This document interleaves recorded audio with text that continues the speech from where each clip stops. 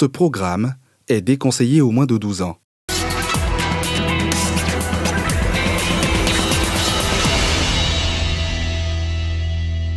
On voyait le vieux sortir, rentrer. César Koulibaly a dit que voici le vieux, qu'il a l'argent.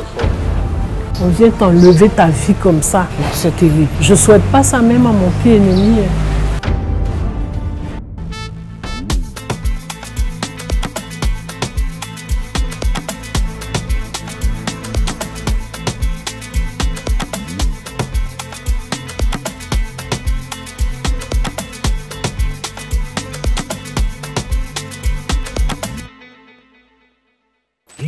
Prêt à vibrer autour de votre programme, OneXBet vous met dans le jeu.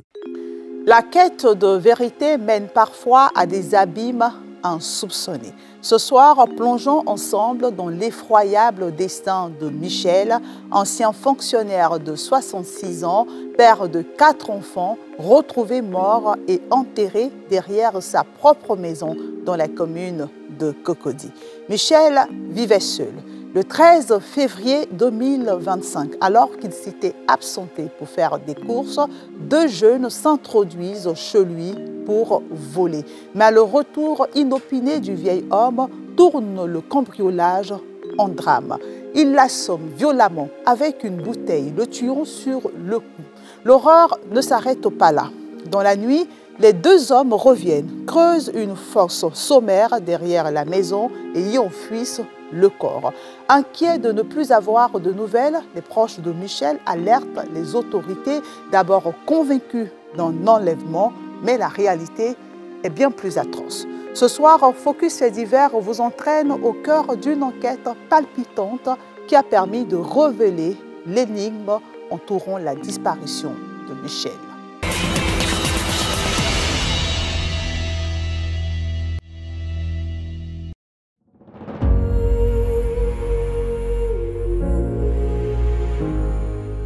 Vendredi 14 mars 2025, il est 10 h.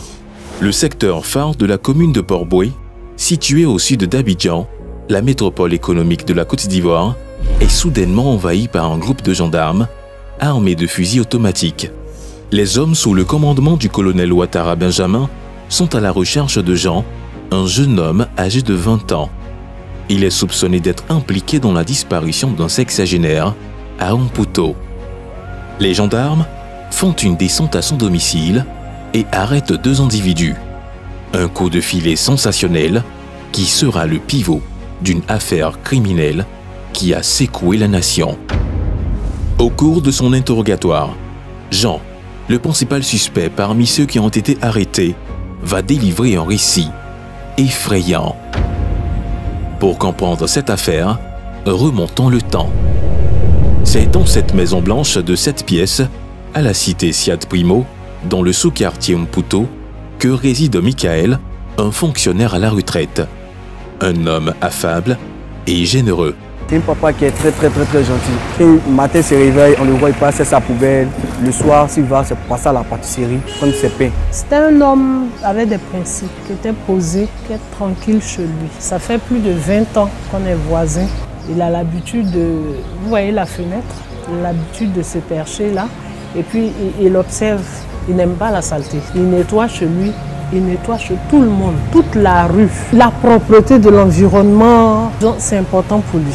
On se soutenait, on se parlait. Quand on sort, Voise, comment tu vas? 6 h, quand je sors, je vais faire ma marche. Alors Voise, bonjour.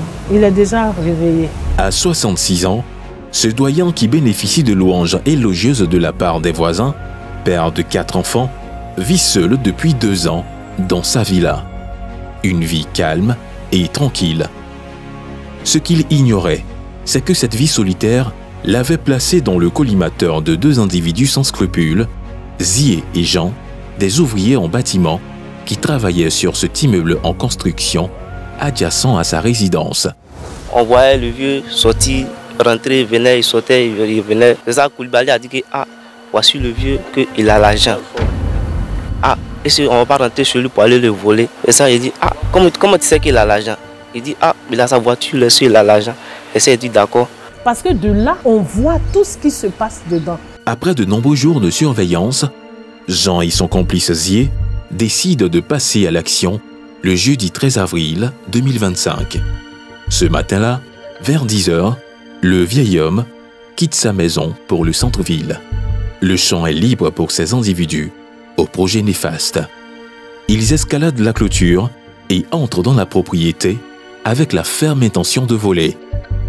Mais les choses ne se passent pas comme prévu. Tandis qu'ils sont à la recherche d'objets de valeur, le sexagénaire revient plus tôt que prévu. En proie à la panique, les deux jeunes criminels vont lui tendre un traquenard et commettre l'irréparable. Quand le vieux montait l'escalier un peu, quand il arrivait à son niveau, c'est ça, il a pris la bouteille pour l'assommer, pour l'élimer.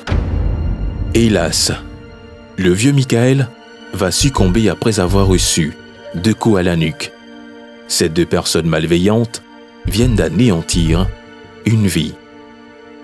Ils l'abandonnent dans une mare de sang et reprennent leur activité comme si aucun incident ne s'était produit.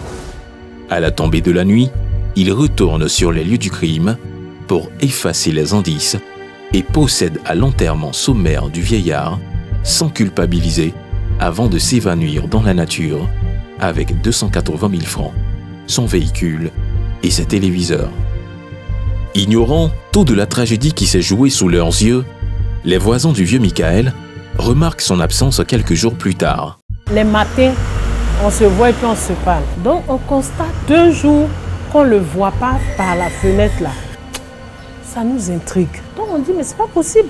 Les soirs, il ferme et il y a la lumière. Mais on constate le premier jour qu'il n'y a pas la lumière et la fenêtre reste ouverte. Le deuxième jour, on se dit, bon, peut-être qu'il est parti quelque part. Deuxième jour, même chose. Donc, qu'est-ce qu'on fait? On va sonner. On sonne, personne. Donc, on a regardé par le grand portail là. Donc, sa voiture était là. Donc, on s'est dit, si sa voiture est là, c'est que peut-être qu'il est sorti, il a voyagé ou quelque chose comme ça. Donc, on va attendre encore 1 ou 2 jours et puis on va voir. Les jours se succèdent et le vieillard ne fait toujours pas signe de vie. Inquiet de son absence prolongée, les voisins préviennent sa femme qui était à Bingerville chez l'un de ses enfants. Cela fait maintenant 1 mois que la famille de Michel vit dans l'angoisse sans la moindre information. Le mystère de cette disparition est insupportable. Où se trouvait ce père, ce grand-père, ce retraité sans histoire? L'attente se transforme en supplice. Saisis, les enquêteurs de la gendarmerie nationale passent le quartier au peigne fin et entament une enquête de voisinage minutieuse. Le 14 mars, un premier suspect tombe. Jean, 20 ans, très vite, ces révélations glaçantes lèvent le voile sur le sort tragique du vieux Michel.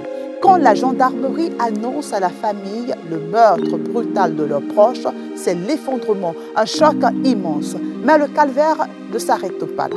Il reste à retrouver le corps et à procéder à son identification. Vendredi 21 mars 2025, 9 h, sous ordre du procureur de la République, une équipe d'experts se rend au domicile du vieux Michael. Jean, le présumé criminel, les dirige vers l'endroit où lui et son complice ont enterré le sexagénaire. L'ambiance est pesante. Le frère aîné du défunt représente la famille. C'est à lui qu'il incombe d'identifier le corps sans vie et en état de putréfaction de son frère. Les yeux embués, la gorge nouée, il sera témoin pendant près de 90 minutes de cette pénible scène d'inhumation qui a mobilisé toute l'huile et la crème du système judiciaire. Nous sommes venus alors pour procéder à la procédure d'exhumation. L'endroit qui a été indiqué était effectivement celui où le corps a été enseveli et le mis en cause lui-même étant présent, nous lui avons posé certaines questions qui nous ont permis de mieux comprendre les circonstances dans lesquelles ils ont donné la mort à la victime. Nous avons examiné un sujet de sexe masculin qui avait une taille d'environ 1,74 m et qui a été reconnu à partir des vêtements et aussi de l'odontologie donc par ses proches. Nous avons conclu à un traumatisme crânien qui pourrait être la cause du décès, donc suivi d'un ensevelissement. Les conclusions de l'autopsie corroborent l'affirmation du jeune criminel. Le vieux Michael est mort à la suite de ses blessures.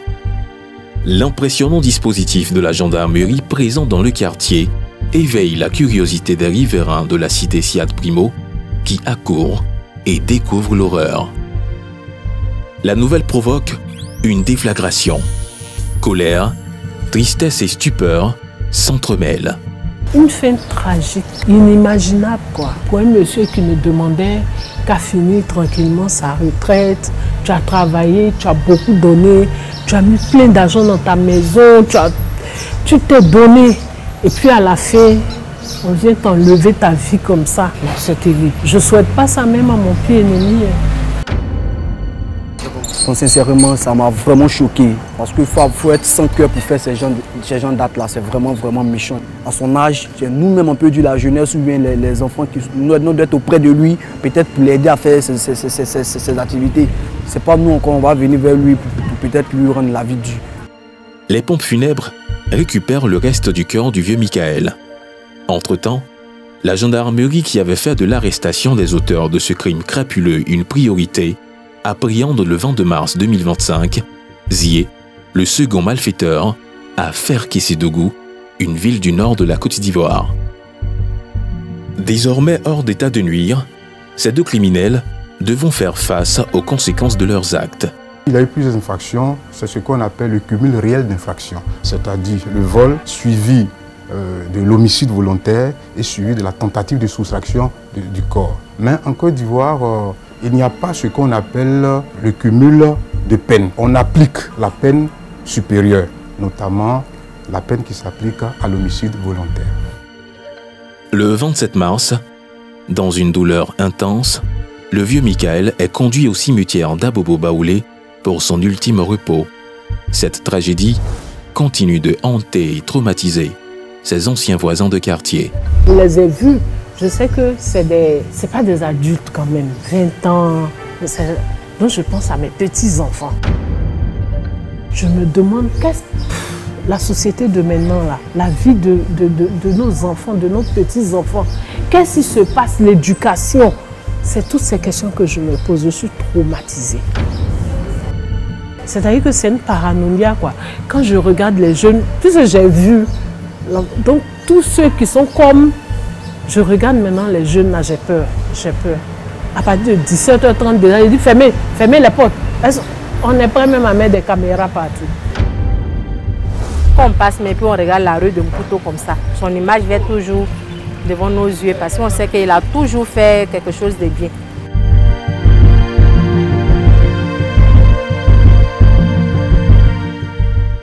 Arraché brutalement à l'affection des siens, Michel laisse derrière lui une épouse et 4 enfants inconsolables. Éprouvée par le drame, la famille n'a pas souhaité s'exprimer, préférant vivre son deuil dans le calme et la dignité. Jean et Zié, les 2 auteurs de ce crime abominable, ont été jugés le vendredi 18 avril 2025 et condamnés à la réclusion criminelle à perpétuité et purgent désormais leur peine au pôle pénitentiaire d'Abidjan. Ce dénouement a permis à la famille d'entamer son processus de deuil. Comme le disait si bien Hélène Keller, le deuil est le prix que nous payons pour l'amour. Bonsoir. Paris gagné, vous venez de suivre votre programme avec OneXBet, site de paris sportifs en ligne.